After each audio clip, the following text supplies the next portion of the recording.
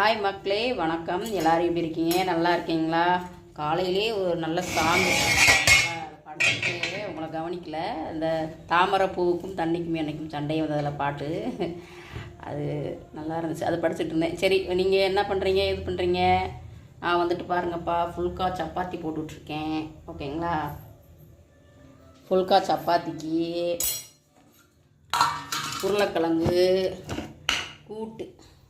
உருளைக்கிழங்கு கூட்டு காலையில் ஒயிட் ரைஸ் பண்ணேங்க.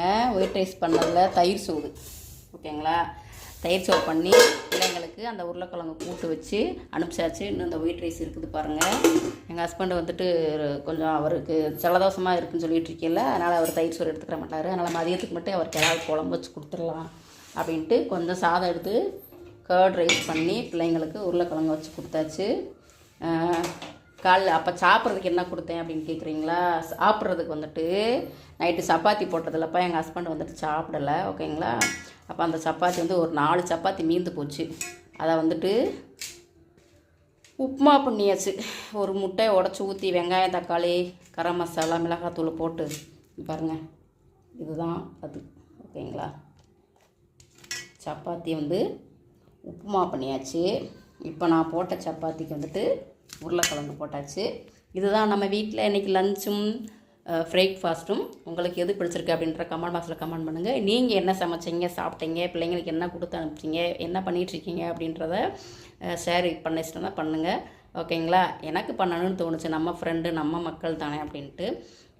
எது உங்களுக்கு பிடிச்சிருக்கு அப்படின்றத சொல்லுங்கள். இப்போ வாங்க சாப்பிடலாம். ஓகேங்களா? பாய்ங்க, சீங்க. உங்களுக்கு என்ன பாட்டு பிடிக்கும், அப்படி பிடிச்சிருந்தா என்ன பாட்டை வந்துட்டு நீங்கள் முணுமுணுத்துக்கிட்டே வேலை செய்வீங்க அப்படின்றத சொல்லுங்கள். ஓகேங்களா?